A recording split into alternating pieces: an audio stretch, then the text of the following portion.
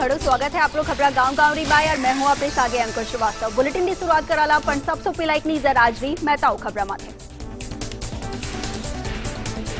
Corona ने लेर केंद्र ने राज्य ने दियो निर्देश। केंद्रीय गृह सचिव अजय भल्ला री राज्य ने चिट्ठी किया कोविड 2 लड़ाई में टेस्ट ट्रैक ट्रीट रणनीति राखो जारी। राहुल गांधी नो जन्मदिन आज एनएसयूआईडी तरफ रन फॉर लंग्स मैराथन रो बियो आयोजन। पीसीसी चीफ गोविंद सिंह डोटासरा, मुख्य सचेतक महेश जोशी, मंत्री प्रताप सिंह, लालचंद कटारिया, अशोक चांदना विया शामिल।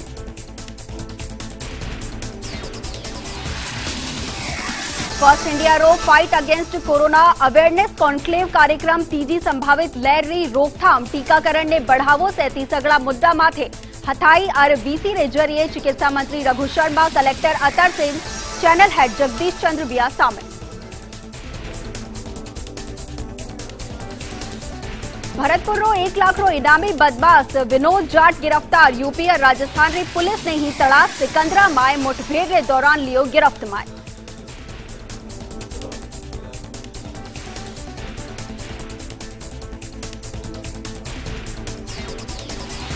और भारत री शान फ्लाइंग सिख मिल्खा सिंह रो निधन। सिंजारा 5 बजिया चंडीगढ़ माए हो सी अंतिम संस्कार। राजकीय सम्मान रे सागे अंतिम विदाई। पंजाब माए एक दंडरो राजकीय शोक।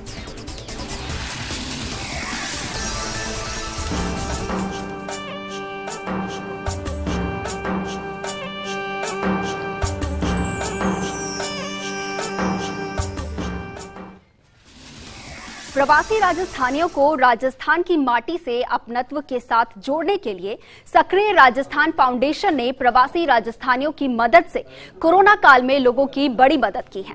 फाउंडेशन को भी अंतर्राष्ट्रीय मंच पर सम्मान मिला है और फाउंडेशन अब कोरोना महामारी से अनाथ हुए बच्चों के लिए भी प्रवासी राजस्थानियों की मदद का प्रयास कर रहा है।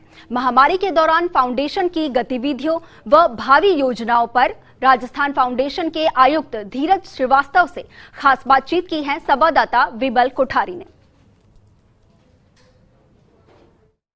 प्रवासी राजस्थानियों को राजस्थान से जोड़ने के लिए राजस्थान फाउंडेशन एक बहुत ही मजबूत कदम है और राजस्थान फाउंडेशन अभी न केवल सीएसआर के माध्यम से प्रवासी राजस्थानियों की आवश्यकताओं को पूरा कर रहा है, बल्कि वह मेडिकल सुविधाओं के साथ भी काफ़ी कुछ प्रदेश की जनता के लिए प्रवासी राजस्थानियों के माध्यम से कर रहा है। हमारे साथ राजस्थान फाउंडेशन के कमिश्नर मिस्टर धीरज श्रीवास्तव है। हम उनसे जानते हैं कि राजस्थान फाउंडेशन की गतिविधियां क्या है। सर, अभी राजस्थान फाउंडेशन की क्या गतिविधि? राजस्थान फाउंडेशन की गतिविधियां तो साल भर लगातार चलती रहती हैं और आपको पता होगा कि किस तरीके से जब कोविड महामारी का दौर आरंभ हुआ तो वर्चुअल दौर स्टार्ट हुआ। हर आदमी अपने घर में रिस्ट्रिक्टेड हो गया और उस दौरान जो प्रवासियों से लगातार संपर्क रहा और जो गहलोत साहब का खुद का विजन राजस्थान फाउंडेशन के लिए था कि एक इमोशनल बॉन्डिंग रहे, जो लोग बाहर हैं उनको कहीं ये कमी ना हो कि पीछे उनके परिवार को लेकर के मन में कोई भी चिंता या परेशानी का कारण है।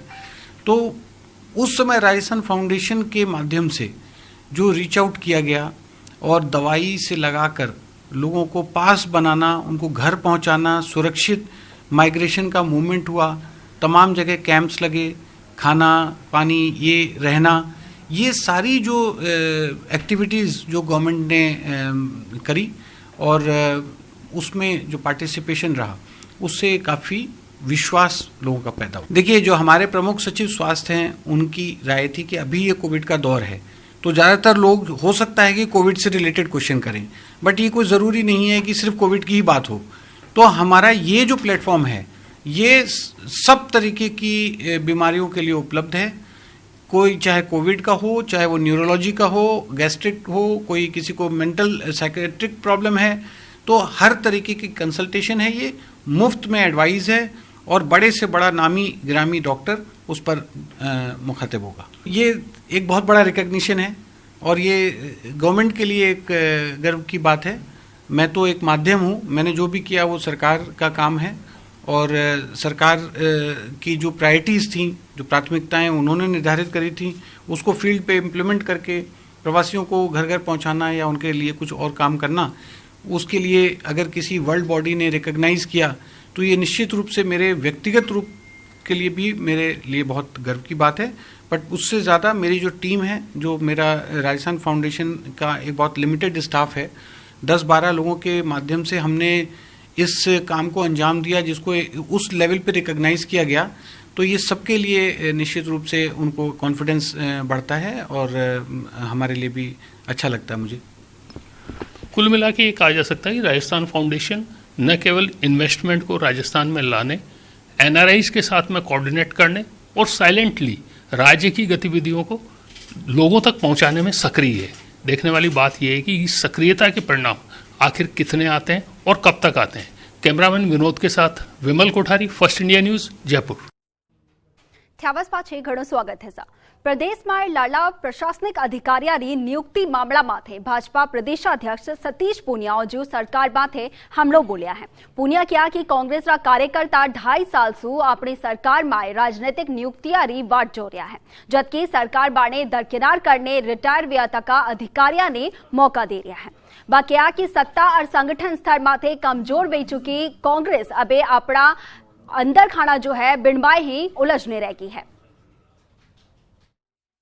भारतीय जनता पार्टी कोई जमाना था जब कैडर की पार्टी थी, फिर हम लोग चुनावी राजनीति में आए, सफलता मिलनी शुरू हुई तो हम कैडर बेस्ड मासेज की पार्टी हुए। भारतीय जनता पार्टी में बहुत सारे लोग दूसरे दलों से भी आए जिनका हम लोगों ने स्वागत किया, लेकिन राजनीति में आंशिक रूप से कुछ जो विकृतियां होती हैं उसके कारण कई बार हमें अनुशासन की कार्रवाई भी करनी पड़ी। कई बार परिस्थितियों के तौर पर नए लोगों को भी जिम्मेवारी देनी होती है, लेकिन मुझे लगता है कि मैं दूसरे दलों से या संगठनों से कंपेयर करूं तो भारतीय जनता पार्टी का कार्यकर्ता आज भी स्वाभिमानी भी है, परिश्रमी भी है।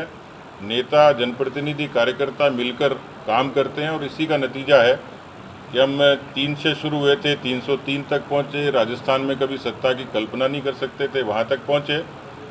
इस तरीके के कुछ एक्सेप्शनल कुछ चीज़ें होती है, मैं उससे इनकार नहीं करता, लेकिन ये राजनीति का एक छोटा सा चरित्र है। पर भारतीय जनता पार्टी इससे अछूती है, मैं इससे भी इनकार नहीं करता। लेकिन यदि कोई ऐसी चीज़ें होती हैं उनको हम लगातार कोशिश करते हैं कि हमारी जो पार्टी की समन्वय समिति है वो ठीक तरीके से फैसले करे और आगे चले। और चलो हमारे सागे बुलेटिन में इतना ही। अभी मળી દેવો इजाजत, पर आप जोता रहो फर्स्ट इंडिया न्यूज। खमा गणिसा।